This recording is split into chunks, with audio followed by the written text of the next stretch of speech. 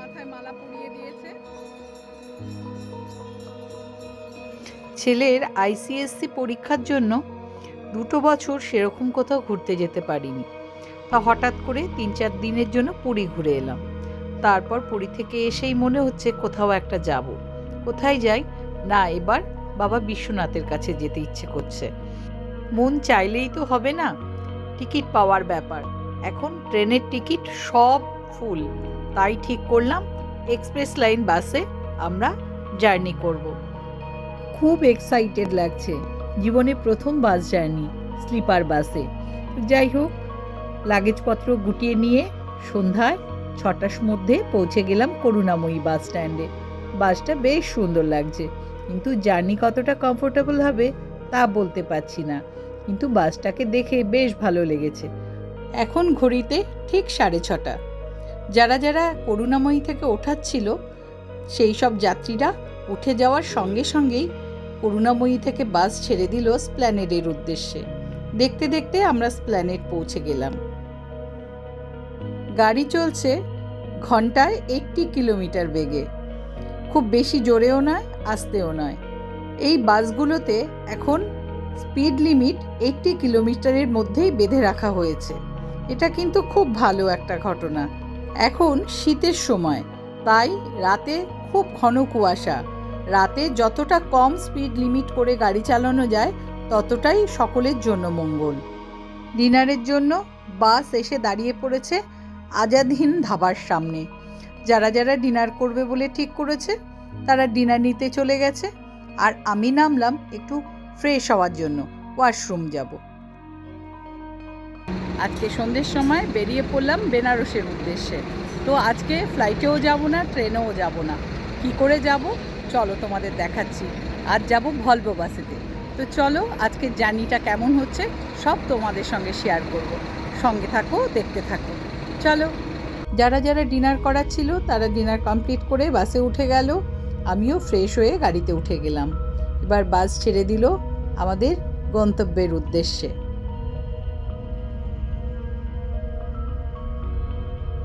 বাসে কোনো bio toilet নেই, তাই একটু প্রবলেম হচ্ছেই।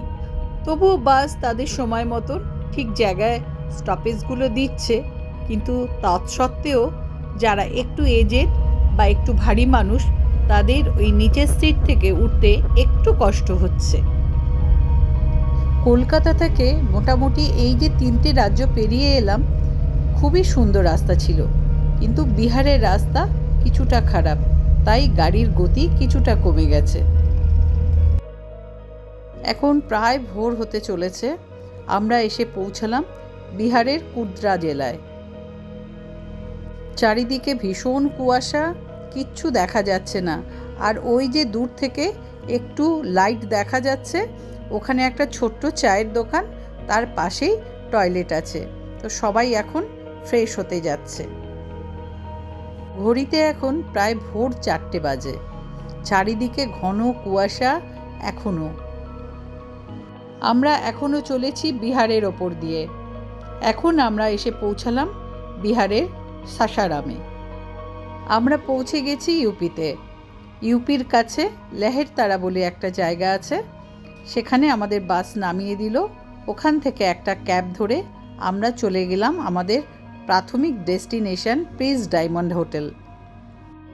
হোটেলটি বেশ সুন্দর, ছোট্ট খাট্টো, ভীষণ টিপটপ। আমার তো দেখেই খুব ভালো লেগে গেছে। যদিও আমরা এই হোটেলটায় বেশিক্ষণ স্টে করব না। আমরা যেহেতু লং জার্নি করে এসেছি, তাই কিছুটা সময় আমরা এখানে রেস্ট করে একটু ব্রেকফাস্ট করে তারপরে বিশ্বনাথ মন্দিরের কাছাকাছি ওদের আরেকটি হোটেল আছে, সেখানে আমরা শিফট করে যাব। দেখো হোটেলটা কি সুন্দর। আর এই রিসেপশনে বসে আছেন সিংজি, পাশে মেঘা। এদের সঙ্গেই আমার আগে থেকে কথা হয়েছিল। ভীষণ ভালো ভদ্রলোক। তো আমাদের এখন রুমে যাই, তারপরে ওখানে খানিকক্ষণ রেস্ট করে তারপরে আমরা ব্রেকফাস্ট করব, করে কিছুক্ষণ থেকে দেন বিকেলের দিকে আমরা ওই হোটেলে শিফট করব। আমাদের রুমটা দিয়েছে 3rd ফ্লোরে। তো চলো আগে রুমটা গিয়ে একটু দেখে নিই। কি সুন্দর, দেখো দারুণ সুন্দর কম্প্যাক্ট রুমটা। তো চলো, একটু হাত মুখ ধুয়ে নিয়েছি, ধুয়ে নিয়ে এবার আমরা ব্রেকফাস্ট ফ্লোরে চলে যাচ্ছি। একদম টপ ফ্লোরে ওদের ব্রেকফাস্ট রুম। এসেছি, ভীষণ সুন্দর সাজানো, আমার এত ভালো লেগেছে যে কি বলবো। তো চলো তোমাদেরকেও একবার ঘুরিয়ে দেখিয়ে দিই, আশা করি তোমাদেরও ভীষণ ভালো লাগবে। এদের ব্রেকফাস্ট রুমটা খুব সুন্দর, একদম হোটেলের টপে। ব্রেকফাস্ট টেবিলে সার্ভ করে দিয়েছে আর আমার ছেলে অলরেডি নিতে শুরু করে দিয়েছে। এবার আমরা ব্রেকফাস্টটা নিয়ে নিই, তারপরে আমরা তিনজনে মিলে ব্রেকফাস্টটা কমপ্লিট করে তারপরে নতুন হোটেলের দিকে রওনা দেব। ব্রেকফাস্ট নিয়ে চলে এসেছি। আজ ব্রেকফাস্টে রয়েছে আলু পরাঠা, পোহা, ভেজিটেবল স্যান্ডউইচ আর টক দই। ব্রেকফাস্ট কমপ্লিট করে তাড়াতাড়ি রেডি হয়ে চলে এলাম ওদের আরেকটি হোটেলে। তো এদের খাবার দাবার ভালোই ছিল। তো চলো, এই হোটেলে আমরা এসে গেছি, এবার আমাদের রুমে যাওয়া যাক। আশা করি তোমাদের খুব ভালো লাগবে। আমি রুমটা আগেই দেখেছি, তাই বললাম রুমটি বেশ সুন্দর, গুছানো গাছানো টিপটপ। এই হচ্ছে আমাদের রুম। ঢুকেই সামনে রয়েছে একটা কিং সাইজ বেড, পাশেই রয়েছে একটা সিঙ্গেল বেড। এটা ট্রিপল বেডের রুম। আর সামনে রয়েছে একটা উইন্ডো, পাশেই রয়েছে ওয়ারড্রব, তার পাশে রয়েছে ইলেকট্রিক কেটল, কাপ, আর নিচে রয়েছে একটা মিনি ফ্রিজ। পাশেই রয়েছে একটা ডেস্ক চেয়ার, আর তার পাশে রয়েছে লাগেজ রাখার জায়গা। আর এই দিকে রয়েছে একটা বিগ সাইজ মিরর, আর তার পাশে রয়েছে আমাদের ওয়াশরুম। রুমের যা যা অ্যামিনিটিস থাকার কথা সব কিছুই রয়েছে, খুব সুন্দর করেই সাজানো। এর বেশি কিছু আমাদের আর এখন দরকার নেই। তো চলো, তোমাদের পাশেই রয়েছে ওয়াশরুমটা, একবার ওয়াশরুমটা দেখিয়ে দিই। ওয়াশরুমটা বেশ বড়, খুব সুন্দর করেই সাজানো। এই হোটেলটি খুব নতুন হয়েছে, তাই জন্য সব কিছু ঝা চকচকে। এখন আর বেশি দেরি করব না, তাড়াতাড়ি স্নান করে আমি রেডি হয়ে বেরিয়ে পড়লাম বাবা বিশ্বনাথ দর্শনের উদ্দেশ্যে। এখান থেকে মাত্র 1 কিলোমিটার মন্দির, তাই যেতে খুব সমস্যা হবে না। এখান থেকে অটো রিক্সা সবই আছে, কিন্তু আজ আমি অটোতে যাব না, আজ যাব রিক্সা করে সমস্ত চারিপাশ দেখতে দেখতে। তাই তাড়াতাড়ি রেডি হয়ে আমি একটা রিক্সা নিয়ে উঠে পড়লাম রিক্সায়। ভাড়া নিচ্ছে 150 টাকা, আর এখান থেকে অটোর ভাড়া 100 টাকা। একটু দরদাম করলে 100 টাকাতেই যেতে পারবে। বেনারস বহু পুরনো একটা শহর। পুরনো হলেও এর চারিপাশে ছোট বড় প্রচুর মল তৈরি হয়ে উঠেছে। আর এই যে ডান দিকে যে বিল্ডিংটা দেখা যাচ্ছে, এটা হচ্ছে রথযাত্রা। আগামী দিনে এটা রোপওয়ের একটা স্টেশন হতে চলেছে। সামনে কয়েক বছরের মধ্যেই বেনারস রেল স্টেশন থেকে একদম মন্দির প্রাঙ্গণ পর্যন্ত রোপওয়ে টানা চলবে। আগামী দিনে যারা বেনারসে ঘুরতে আসবে তারা স্টেশনে নেমেই রোপওয়ে করে মন্দির প্রাঙ্গণে সোজা চলে আসতে পারবে। তখন বেনারসের এই জ্যাম জট এড়িয়ে খুব তাড়াতাড়ি বাবা বিশ্বনাথের মন্দিরে পৌঁছে যেতে পারবে। আজ শিখ সম্প্রদায়ভুক্ত মানুষদের কোনো অনুষ্ঠান আছে, তাই রাস্তা জুড়ে প্রসেশন চলছে, সেই জন্য খুব জ্যাম আজকে রাস্তায়।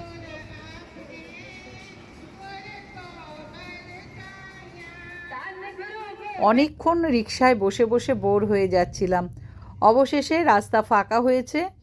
এবার আমরা চলে এসেছি গধুলিয়া মোড়ের কাছে, চার্চ গেটের সামনে। কিছুটা গিয়েই আমাকে এখানে নামিয়ে দেবে, তারপর আমি হেঁটে গধুলিয়া পার হয়ে আমি যাব বাবা বিশ্বনাথের কাছে দর্শনে। ওই যে দেখা যাচ্ছে রোপওয়ে প্ল্যাটফর্ম, এখানেই আমাকে নামিয়ে দেবে। তারপর এখান থেকে একটু এগিয়ে বাঁদিকে এই রাস্তা বরাবর আমি চলে যাব মন্দির চত্বরের দিকে। রিক্সা থেকে নেমে এগিয়ে এসে এটা হচ্ছে গধুলিয়ার মোড়। এখান থেকে পুরো বাঁদিক বরাবর যদি আমরা চলে যাই, 5-7 মিনিট হাঁটলেই আমরা পেয়ে যাব মন্দির অফিস। মন্দির অফিসের ওখানে টিকিট কাটার সমস্ত ব্যবস্থা আছে, আর তার ডান দিকেই রয়েছে 4 নম্বর গেট। টিকিট কেটে নিয়ে আমরা ডান দিকে ঢুকে গেলেই পাবো বাবা বিশ্বনাথের মন্দির। এখন প্রায় দুপুর 2টো, কত মানুষের ভিড়, কত মানুষ এখানে এখনও পুজো দিতে যাচ্ছে, আর কত মানুষ আবার পুজো দিয়ে ফিরছে। কি সুন্দর রাস্তার ভাইবসটা দেখো। মিনিট 5-7 হাঁটার পরে পেয়ে গেলাম মন্দির কার্যালয়। ওই যে দেখা যাচ্ছে বাদিকে, ওইটা হচ্ছে মন্দির কার্যালয়ের অফিস। এখানে এখন ভেতরে আমি ঢুকবো, ঢুকে টিকিট কাটবো এবং কি রুলস রেগুলেশন আছে সেগুলো আমি জেনে নেব।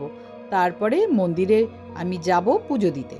ভেতরে ঢুকে আমার আধার কার্ড দিলাম আর আমার নাম আর অ্যাড্রেস লিখে দিলাম, আর সুগম দর্শনের জন্য 300 টাকা দিয়ে টিকিট কাটলাম। এই সুগম দর্শনের টিকিট আজকেই আমরা এসেছি, এসে আমি বাবার কাছে একটু দর্শনের জন্য যাচ্ছি। এই হচ্ছে টিকিট, সুগম দর্শন অফিস থেকেই আমি কাটলাম, তারপরে এখন যাচ্ছি দর্শনে। মন্দিরের মধ্যে পুজো নিয়ে ঢুকে গেছি, এখন বাবার কাছে একটু দর্শন করব, আজকে পুজো দেব। প্রথম দিন এসেছি তো ভোরবেলা স্পর্শ দর্শনটাই করব, কিন্তু আজকে এসেছি বাবাকে দর্শন করে প্রথম দিন একটু পুজো দেব। তো মন্দিরে এখন মোবাইল অ্যালাউ নেই, এক্ষুনি জমা দিয়ে দিতে হবে, তো এবার জমা দিয়ে দেব। মন্দিরে এসেছি প্রথম দিন, আজকেই দর্শন করব। তোমাদেরকে একটু আশপাশটা ঘুরিয়ে দেখাচ্ছি, দেখো কি সুন্দর। পূজা কমপ্লিট হলো, এই পুজো দিয়ে বেরোলাম মন্দির থেকে। দেখো আমার মাথায় এরকম একটা মালা পরিয়ে দিয়েছে, আর মন্দির থেকে বেরিয়ে আমি টিকিট নিয়ে কাউন্টারে গেলাম, আমাকে এরকম একটা প্রসাদের বাক্স দিয়েছে। তো এটা নিয়ে আমি এখন একটু মন্দির চত্বরে ঘোরাঘুরি করব, একটু দেখবো আরও মন্দিরগুলো দেখে তারপরে এখান থেকে আমি এখন ঘাটের দিকে যাচ্ছি। দশাশ্বমেধ ঘাট, এখান থেকে সোজা গেলেই দশাশ্বমেধ ঘাট। চলো তোমাদেরকেও নিয়ে যাই। এই সামনে বিশ্বনাথ মন্দির, এইমাত্র পুজো দিয়ে বেরিয়েছি, পুজো দিয়ে বেরিয়ে এখানে এখন ভালোভাবে করেছি। জয় বাবা বিশ্বনাথ।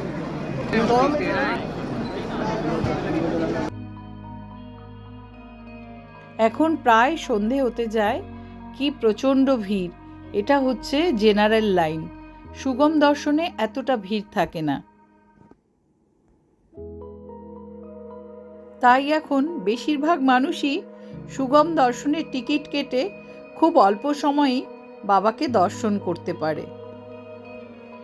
এই কাশী বিশ্বনাথ মন্দির ভারতবর্ষের বহু প্রাচীনতম মন্দিরের মধ্যে এটি হিন্দুদের শ্রেষ্ঠতম প্রাচীন একটি মন্দির। ওই যে দেখো মন্দিরের ঠিক পাশেই যে মসজিদটি দেখা যাচ্ছে, ওটার নাম হচ্ছে জ্ঞানব্যাপী মস্ক। এটি 1669 সালে মুঘল সম্রাট ঔরঙ্গজেব আমাদের এই কাশী বিশ্বনাথ মন্দির ধ্বংস করে পাশেই এই মসজিদটি প্রতিষ্ঠা করেছিল। ঔরঙ্গজেবের আগেও এই কাশী বিশ্বনাথ মন্দির ধ্বংস করেছিল কুতুবউদ্দিন আইবক 1194 সালে। তারপর 1780 সালে এই মন্দির পুনরায় প্রতিষ্ঠা করেন মহারানী অহল্যাবাই হোলকার। মন্দিরের ঠিক উল্টো দিকে যে সিঁড়িটি দিয়ে উঠে এলাম, সোজা চলে গেলেই পড়বে কাশী বিশ্বনাথ ঘাট, বাঁ দিকে পড়বে মণিকর্ণিকা ঘাট, আর ডান দিকে গেলে পড়বে দশাশ্বমেধ ঘাট। তো চলো তোমাদেরকেও সঙ্গে করে নিয়ে যাই। গঙ্গার ঘাট থেকে একদম মন্দির চত্বর পর্যন্ত পুরো জায়গাটা সুন্দর করে বাঁধিয়ে দেওয়া হয়েছে পাথর দিয়ে, আর চারিদিকে অফিস কার্যালয় থেকে প্রসাদ ভবন থেকে সব রকম কিছু আলাদা আলাদা করে এদের ভাগ করে দেওয়া আছে।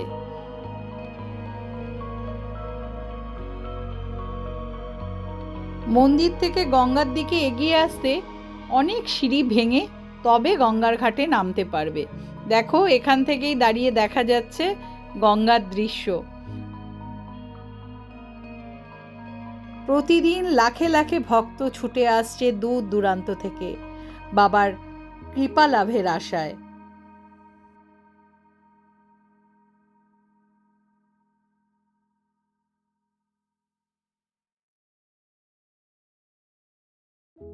গেট পেরিয়ে আমি চলে এলাম কাশী বিশ্বনাথ ঘাটের একদম সামনে। দেখো এই ওপর থেকে পুরো চত্বরটা তোমাদের ঘুরিয়ে দেখাচ্ছি, কি সুন্দর লাগছে। এখন হচ্ছে সন্ধ্যার সময়, বেশ ভালো অনেক লোকের সমাগম হয়েছে এখানে। বাঁদিকে রয়েছে মণিকর্ণিকা ঘাট, আর এই ডান দিকে রয়েছে দশাশ্বমেধ ঘাট, যেখানে আরতি হবে। এখন আস্তে আস্তে ওই দিকেই যাব। এই দেখো কত নৌকা এখানে রয়েছে, এখান থেকে নৌকা নিয়ে তোমরা নৌকা ভ্রমণও করতে পারো। আর ওই যে দেখো চিতা জ্বলছে, এটা হচ্ছে মণিকর্ণিকা ঘাট। আমি যদিও মণিকর্ণিকা ঘাটে নেমে যাইনি, এখান থেকেই তোমাদের দেখাচ্ছি। সারা দিন এই চিতা জ্বলতে থাকে, কখনো নেভে না। একটু একটু করে সন্ধ্যা ঘনিয়ে আসছে, দিনের আলো নিভে আসছে, সব কিছু কেমন অস্পষ্ট হয়ে যাচ্ছে। সন্ধ্যা হতে যাচ্ছে, দেখো অনেক ভ্রমণার্থীরা নৌকা নিয়ে ভ্রমণ করছে গঙ্গাবক্ষে, ঘাটগুলো দেখতে যাচ্ছে। কি সুন্দর লাগছে দেখো, দূরে কুয়াশা, সূর্য গেছে অস্তাচলে, আর খানিকক্ষণের মধ্যেই এই প্রাঙ্গণ ঘন অন্ধকারে ডুবে যাবে। গঙ্গার সামনে থেকে মন্দির চত্বরটা কি অপূর্ব সুন্দর লাগছে দেখো। আমি এবার হাঁটতে হাঁটতে দশাশ্বমেধ ঘাটের দিকে চলে এলাম। একটু পরেই পাশেই হবে আরতি, তাই তোমাদের এখানটা একটুখানি দেখিয়ে দিচ্ছি। কি ভালো লাগছে দেখো। এই যে গঙ্গার ঘাটে রয়েছি, দেখো কপালে এরকম চন্দন দিয়ে আমাকে এঁকে দিয়েছে, খুব ভালো লাগছে আমার।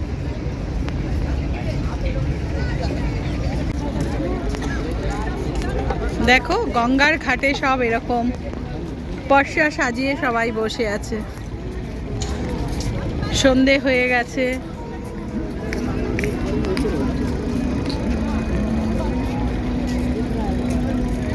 কি আশ্চর্য ভালো লাগা বলো, এখানে যেন অন্যরকম একটা ভাইবস কাজ করে।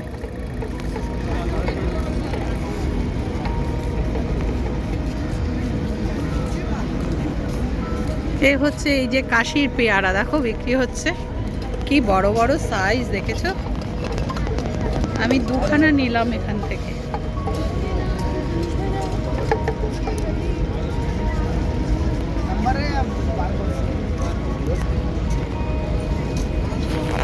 দেখো সাইজটা কি বড়, এই রকম সাইজের আমি দুটো নিচ্ছি।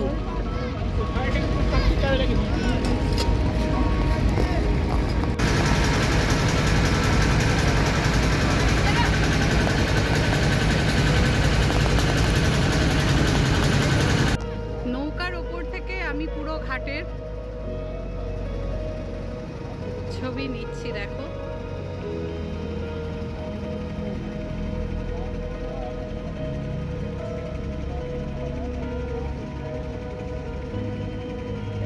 ওখানে আরতি হবে এখন, তাই আমি নৌকায় উঠে গেছি আরতি দেখবো বলে। আমি এখন এসে পৌঁছেছি মীরঘাট, আর তার পাশেই রয়েছে ত্রিপুর ভৈরবী ঘাট। ওইদিকে আমি মণিকর্ণিকা ঘাট, দশাশ্বমেধ ঘাট হয়ে চলে এলাম মীরঘাট আর ত্রিপুর ভৈরবী ঘাটের কাছে। ওখান থেকে উঠে আমি নৌকায় উঠে পড়লাম। এবার যাব আর কি পুরো ঘাটগুলো একবার দর্শন করতে। এখানে সব ঘাটের কাছে শয়ে শয়ে বোট আর শিপ সাজানো রয়েছে। দরদাম করে তোমরা তোমাদের পছন্দ মতো শিপে বা বোটে উঠে যেতে পারো। বোট থেকে তোমরা আরতি দেখতে পারো, আর শিপ থেকেও আরতি দেখতে পারো। এই শিপগুলোতে ভাড়া নেয় 400 থেকে 500 টাকা, আর বোটগুলো হলে তাতে ভাড়া নেয় 200 টাকা।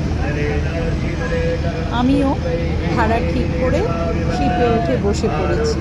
শিপে উঠেই আমাদের একটা করে লাইফ জ্যাকেট পরিয়ে দিয়েছে, আমরা সেটা পরে নিয়েছি। প্রত্যেকের এখানে লাইফ জ্যাকেট পরা বাধ্যতামূলক। শিপটি আস্তে আস্তে এগিয়ে যাচ্ছে, প্রচুর শিপ বোট এখানে আগে থেকেই লাইন দিয়ে দাঁড়িয়ে আছে, তাই আমাদের শিপটি ঠিক জায়গা খুঁজে নিতে চাইছে যত কাছ থেকে আমরা আরতিটা দেখতে পাবো তাই জন্য।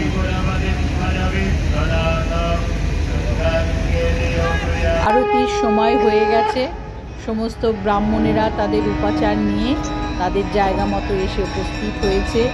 ফুল মালা সব দিয়ে সাজানো হয়ে গেছে, খুব সুন্দর একটা ভাইবস তৈরি হয়েছে, যেন ভগবান মর্তে নেমে এসেছিল।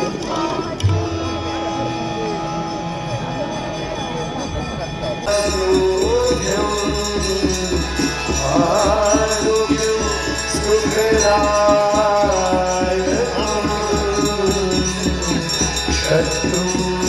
Bye.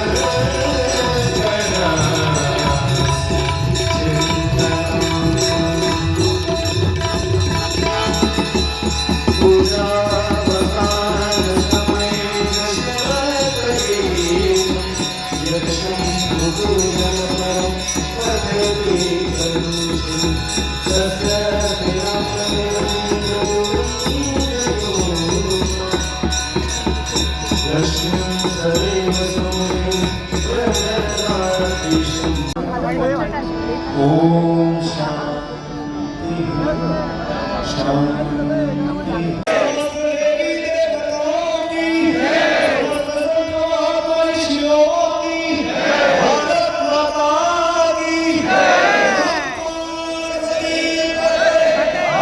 গঙ্গা আরতি সমাপ্ত হলো।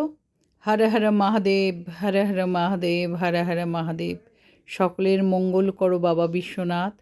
গঙ্গা আরতি শেষে এই হচ্ছে দশাশ্বমেধ ঘাটের চেহারা। লক্ষ লক্ষ মানুষ এসেছিল আরতি দেখতে। তো আমি ঘাট থেকে নেমে গিয়ে এবার যাব একটু গঙ্গায় প্রদীপ ভাসাতে। আজ তো আমি মন্দিরে একা এসেছিলাম, আর সেই মন্দিরে পুজো দিয়ে তারপরে সমস্ত ঘাটে ঘাটে ঘুরে সন্ধ্যা 6টার সময় আরতি শুরু হয়েছিল। সেই সব দেখে এখন প্রায় 7:30 বেজে গেছে। এবার আমি হোটেলের পথে রওনা দেব।